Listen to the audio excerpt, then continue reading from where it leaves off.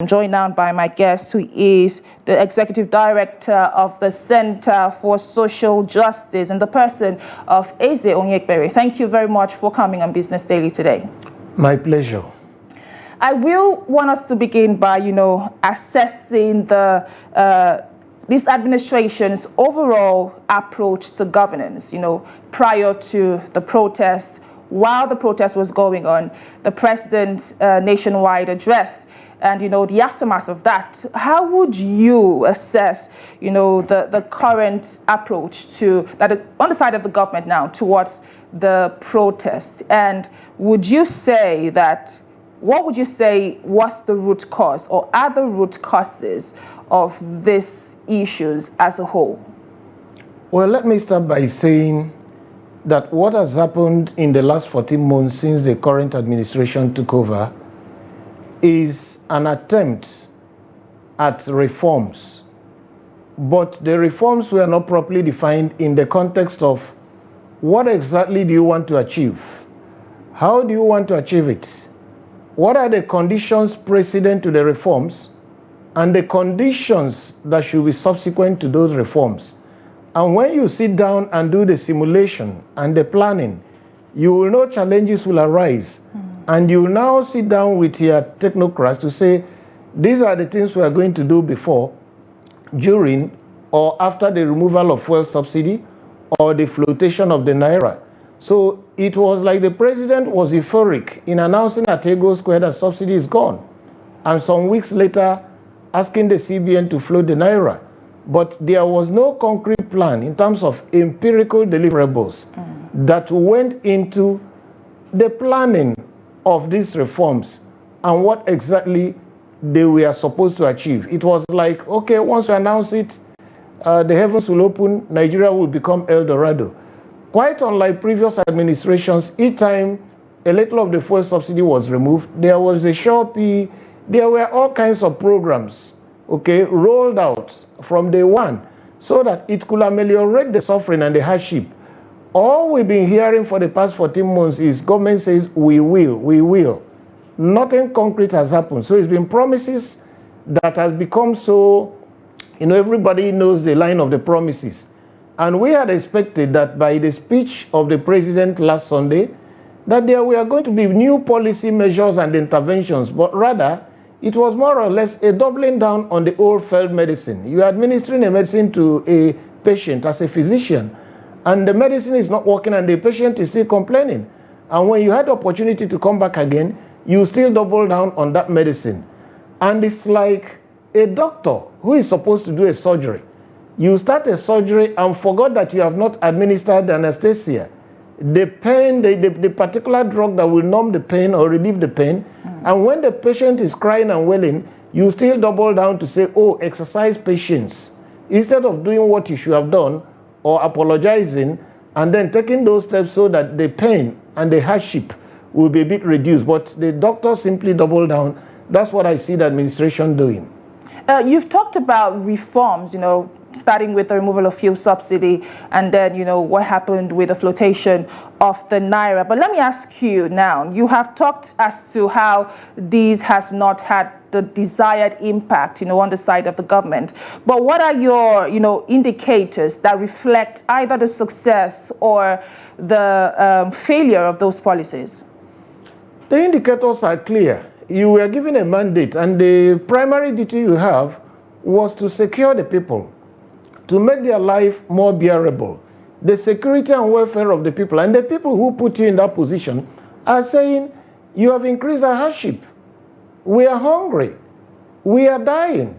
So there's no better indicator I'm going to start using, unless you want me to start quoting macroeconomic variables, macroeconomic indicators in terms of employment, in terms of the value of the naira, in terms of inflation, in terms of the exchange rate and all those things. They are there, but the primary thing is that those who put you in a position of authority are not comfortable across the nation, not just in one state in the north or in the southeast or in the west, but across all the divides, even across businesses, across people who are supposed to generate jobs, who are to ensure that the economy grows. Across the whole sector, everybody is complaining. So it is not for me to be reeling out all those statistics, but if you want, I can go on a trail and start reeling out all the statistics. Just hold your thoughts on that. Let's go on a short break. The program continues after the break.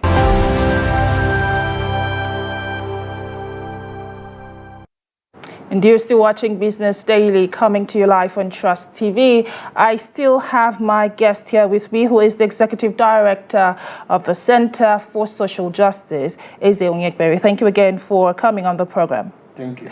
Okay, before the break, you started, talking about the policies that we've seen so far from, this present administration. And you also did mention, that you had expected some sort of interventions to, cushion the effect of those policies, particularly, the removal of fuel subsidy. But some would argue that, there has been some interventions, from the increase of minimum wage to even disbursement of funds under the cash transfer or conditional cash transfer and some other policies that has been seen. But would you agree with that sentiment? Well, let me say that in human rights terminology, we always say human rights is indivisible, interdependent, interrelated. Economic policy measures are decisions. You can't divide them. Once you touch the price of fuel, it is going to touch everything in all sectors, whether social, manufacturing, If you touch the value of the naira to the dollar, it is going to reverberate across board. Now, so before you remove that subsidy, there were irreducible minimum things you should have done. Some of them organized labor was saying, and it was like they were, repeating things ad nauseum. Nobody wanted to take serious. You could not do that when you had 4 refineries that are down. Okay? You should have fixed them. If you are refining locally, especially since there's 445,000 barrels of crude oil set aside at a reduced price for an MPC, you will have reduced the cost in terms of what it will cost to sell a liter of fuel. Or as at now, we said we have forgone subsidy, there is still subsidy. Government is still paying subsidy. You could have reduced the cost to the people and the cost to the government. Even when the opportunity presented itself for an investor who had put in $20 billion of his private money, and everybody was rejoicing, the government could not even see that opportunity to take it up. The government was demarketing the Nigerian investor. And that sector is led by the president, who is the minister. So if anybody among those agencies was speaking, if what he said was not the mind of the main minister, who is the president, he should have been called to order. But as we speak, that man was never called to order. So they were busy trying to demarket even a local investor. I listened to the broadcast. The president regaled Nigerians of how he had gotten $500 million worth of foreign investments. At a time you are trying to rubbish a local who brought 20 billion. That is $500 million investment you brought is 1/40 of what this man has put down. And you are now announcing, oh, he should have access to our crude oil. And everybody saying you are giving him a lifeline. You are not giving him a lifeline.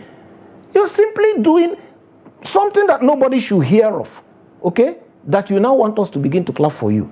You should have refined fuel locally. You should have stopped oil theft. Over 400,000 barrels is stolen on a daily basis. Multiply it by $80 and see what it gives you. And then reforms must be sequenced. You should remove fuel subsidy. Wait for a few months, see how it impacts on the standard of living and the economy, the cost of living, cost of production, cost of service delivery. You now reflect on the policy, learn your lessons, do course correction before you now announce your flotation. Because what we have is double whammy, double jeopardy. So we are trying to, it's like somebody hit you on the left, you are trying to balance with your left leg, right leg. Before you do that, he hits you again on your right. So you are bound to crash on the floor. That is what has happened. Because if you want your currency to float, you must have something to sell on the international market to earn those dollars, to earn those foreign currency. Then the implication is that even if you don't have anything to sell immediately, you begin to use your public procurement to cut down the things you are buying from outsiders so that you conserve the little foreign exchange you have. When the president and his ministers and the members of the National Assembly started buying those high-profile cars, And we have reports now the president has gotten himself a brand new jet or whatever. Now, these are not the steps somebody who is looking for his next meal should take. And a couple of days ago, we were discussing how to finance immunization of our children. And monies have not been released. Okay? So what I'm saying, it is not a quick fix where you start telling me, what do you want to do? Everything is connected. Once you move the price of fuel, you move the price of goods and services. Once you move that price, landlord will increase his price, the doctor will increase, the lawyer will increase, school fees will increase. So if you want to cure that malady, you have to come back and find out what you should have done so that the price of that fuel doesn't shoot through the roof. If you also want to understand what to do in terms of the exchange rate, things you were importing with 500, 600, suddenly you now have to pay about 1616, which is the value as at today or so. Okay? So what do you do to bring down that disparity to maybe back to 700 or 800 or 900 or 1000? If you don't do that, any other story you are telling about releasing grains to governors, what was the mechanism for sharing those grains? First of all, the grains are too little, too late, considering the problem, because even if the governor were to bring it out, maybe every indigenous citizen or somebody living in that state will end up maybe picking 3 or 4 grains to go home. You know the governors, the emperors, they took these grains, a few thousand bags of rice, went and shared it among their cronies. Some of it we saw it on social media being rebagged to be resold. What did you do? And then your answer is to bring more grains of rice. That is not the solution. You mentioned, the talk around, attracting foreign investors, and you talked about, while you are busy demarketing, you are the biggest investor you have in any part of Africa. $500 million versus 20 billion investment. But what message does that pass, in terms of investor confidence in Nigeria? To investors not to come. Because they will accuse some activists or Nigerians that they're unpatriotic, that they're demarketing Nigeria. The greatest demarketer, if there's such a word like demarketer of Nigeria, is the leadership of the petroleum sector. Because investors will be wondering, if this is the way, if you're a foreigner, and you see the way they've treated the Dangote refinery, and he is supposed to be part of the strongmen who have contacts in high places in Nigeria, and he's being treated this way, and you're a foreigner, what do? It's a clear message. Say, guy, you've got no business here. If you come here, you're on your own. If this man can be faced with this, your own, they will just drag you out to the market square and flog the hell out of you, and nobody will talk about it. Because we've seen, the president travel across the world trying to talk nations into investing in Nigeria. Come on that? Because even what he said is a story. There was no statistics. There was no concrete evidence to back that up. And you see, he also announced to us in that his speech that we've made 9.1 trillion in terms of FGN revenue. And if you look at the 2024 appropriation, the expected revenue is about 18-point-something trillion. So in essence, he's telling us that he's on course in terms of he has met his revenue projections. But apart from paying salaries, go and ask those in ministries, departments, and agencies. They've not been having releases for capital expenditure. So how do you want to kickstart the economy? You are meeting your revenue projection, yet you are not releasing money for the implementation of capital projects. What message does that say? Now, what I'm saying in essence is that we could have made sure our refineries were working, not even to talk of before Dangote's one came on board. What is the work of the service chiefs and the Ribados of the world? If price of food is shooting through the roof, we have over 14 million acres of uncultivated land, according to National Bureau of Statistics, Food and Agricultural Organization, and the federal government. And we have millions of young men and women who are unemployed. They can't go to the farm because bandits and sundry criminals are waiting for them. You call yourself chief of army staff, chief of air staff, chief of defense staff, chief of police, DSS, chief of this, chief of that, with a long paraphernalia. You can't simply, and then people want to demonstrate, you regale us of your intelligence. So that intelligence is not available to stop those riffraffs who kill, maim, and rape daily. So these are the conditions precedent. Nigerians should have been given the opportunity through a proper security architecture to go back to their farms. Even at some point, I was even thinking, where can I find land to start farming? When once I went to the market and saw one piece of pepper, the green one, some of it is green, some of it is reddish. I saw they were selling it for 300 naira. And I started imagining what's a room like my parlor where I live, if it's ordinary land, how many pieces of paper I could generate. And what's the gestation period of planting a paper? 2-3 months is done. You come back again.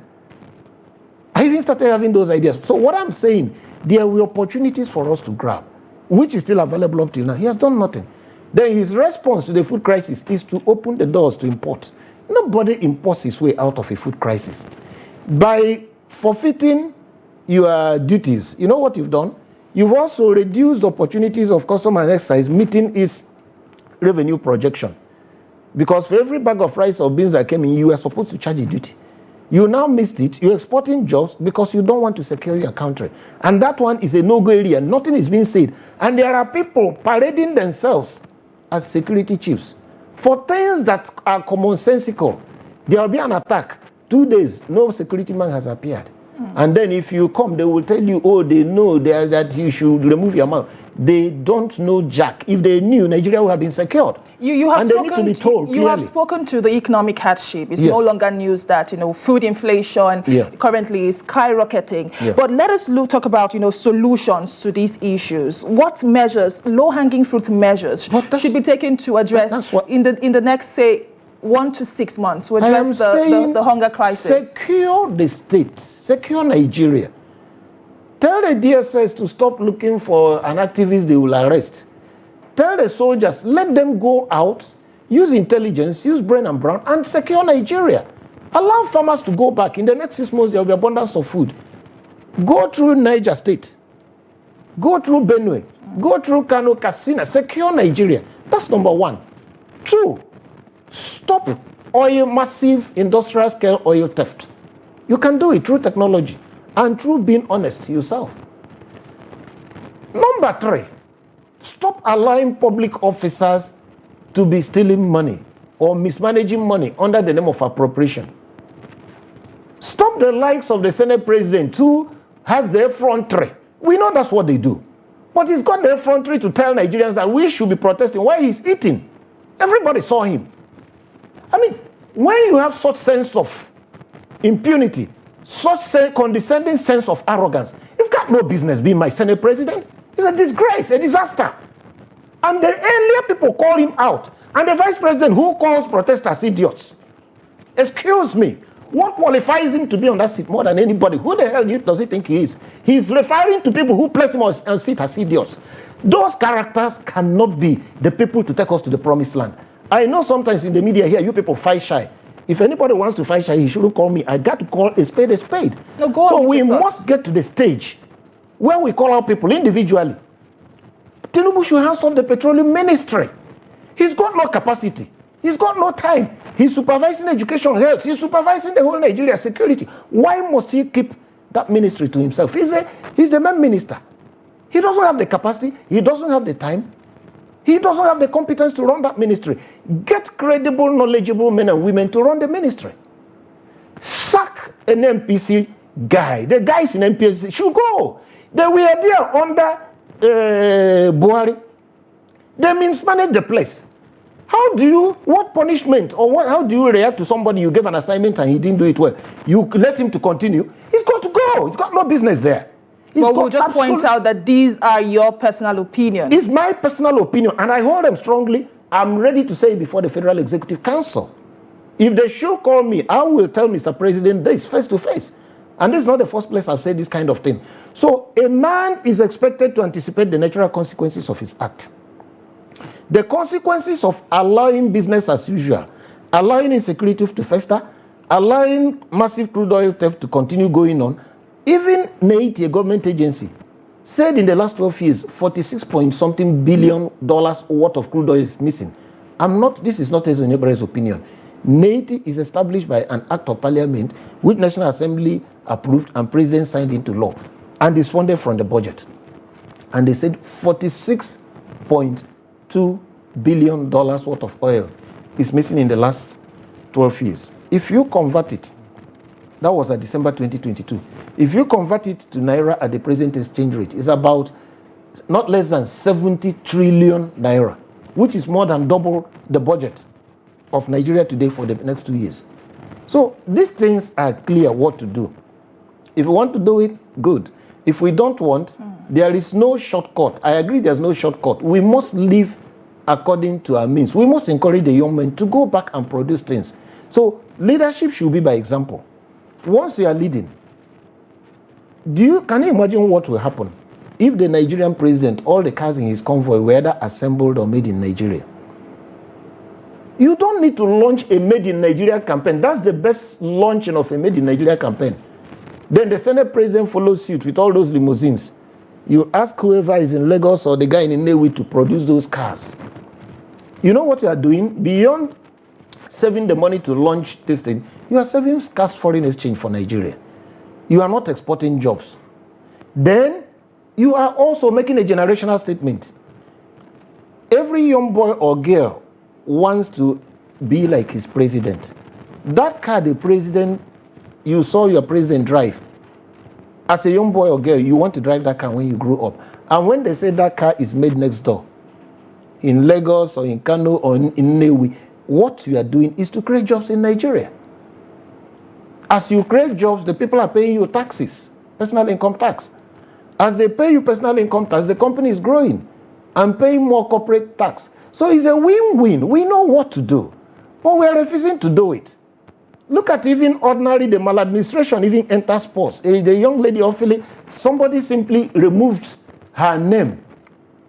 An athlete that could win an Olympic medal, her name was removed. And people who were injured were taken to Paris to go and enjoy Estacode.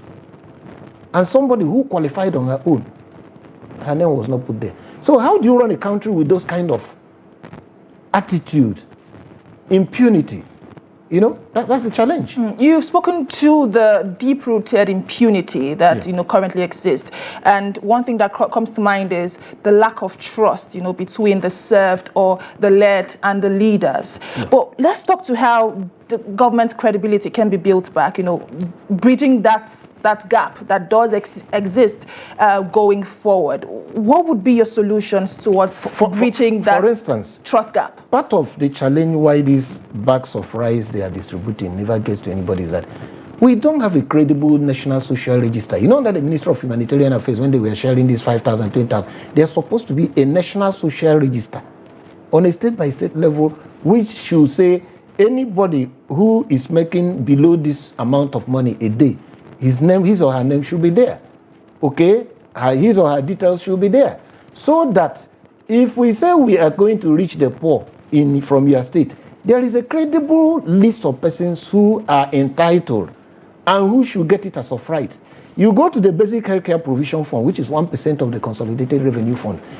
You have a register also tied to that social register, so that every money, no matter how little, that is disbursed for the poorest of the poor, then at least, assuming there are 50 people on that list from your ward or your constituency, at least by the time we reach 2030, you tell the remaining, say, this money is not enough, wait until next time. It is a credible way. You saw how the Minister of Humanitarian Affairs was shoved aside, suspended. Up till today, she's not been removed, she's not been called back, she's not been prosecuted. Is it not getting up to 6 months that this happened? How can you have the leadership of a ministry that is supposed to be focused on the poorest of the poor being involved in such massive corruption? Both the former minister, the permanent secretary, and all those stuff, you saw, everybody saw it. So we can't be talking about bringing back that trust when the people who are in charge are simply doing exactly the opposite of what you generate trust. You don't do that kind of thing and expect me to trust you. There's no one who will trust you. Lead by example. Cut down the number of cars in your convoy. Sell them off. Get made in Nigerian cars to run on your convoy. Stop building 21 billion naira worth of houses for vice presidents and all kinds of people. Use 1 billion or 2 to build a house. You have 19, 20 billion left. Do you know how many shots of immunization in terms of saving children from immunization preventable diseases? Do you know how many mothers who have died during childbirth will be saved by 19, 20 billion naira? Properly managed, not that anybody will steal it. Do you know how many numbers of new classrooms it will build? And how many renewable energy megawatts it will put in one poor local village where they're producing tomato, help them to preserve it. Maybe they have freezers or packaged meat or fish or whatever. So there's so much that can be done. We can't make all of them, list all of them here. So that's why the important thing now for us is a competent, knowledgeable, honest, and God-fearing leadership. Because a competent and knowledgeable man who doesn't have any fear of God, who is not honest, is going to be a very wonderful thief. He will bring all the ideas, get all the money, and then pocket it. The protesters have been clear about their demands. Like you've rightly mentioned, the cost of governance has been on that list. Yeah. Also with, the cost of living and other issues. But in the president's speech, he has called for a dialogue. What are your expectations going forward? No, dialogue with who? The question is, throughout the period that the warning that a strike was about to commence, he was calling traditional rulers, religious leaders, all manner of old men, and you can be sure each of them living, they will give them some package. How many youth groups did you hear he called to the villa to engage? What is this idea of dialogue? Dialogue with who? Why did he not invite any youth group during that period?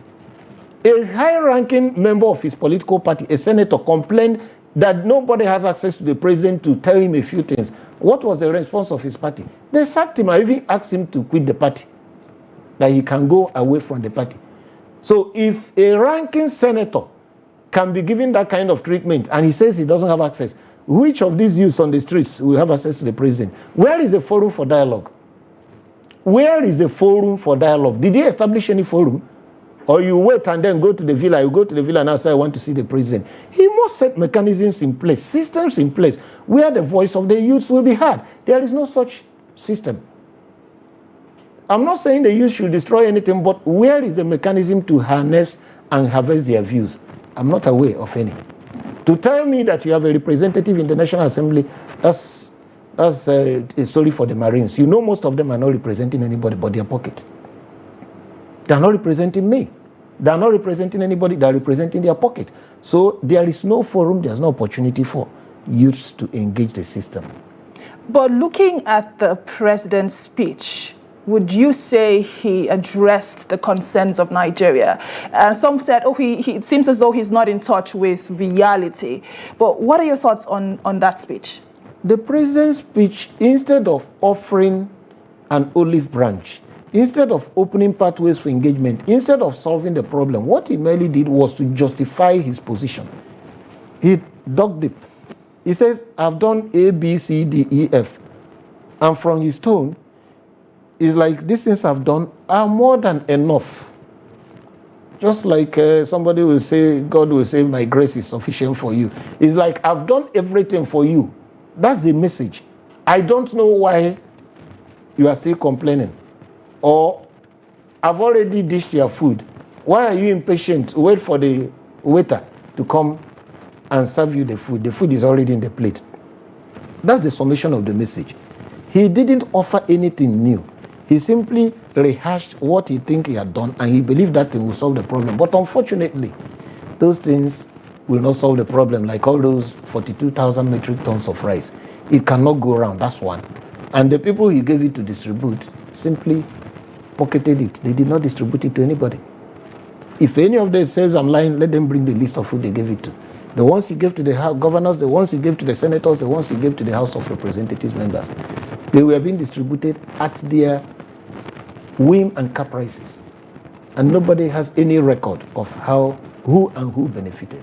So that's the challenge.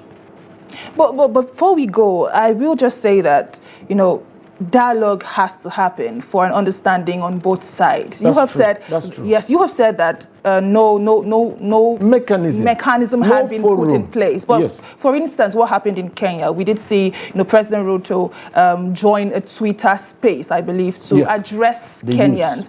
So what do you expect, or how can this be solved going forward? That's the challenge. Ruto actually spoke to the challenges the youth raised. And everybody saw him dismiss his cabinet, right? True or false? He took critical steps, which, even if you say that cosmetic, it shows that I've heard you. But nothing has shifted. The president didn't give any quarter. He He did not concede anything. I don't know whether you understand what I'm saying. This man said, okay, if this is the case, that means my cabinet has not been briefing me well, or they're not delivering. All of you go, let me start afresh. Has that happened in Nigeria?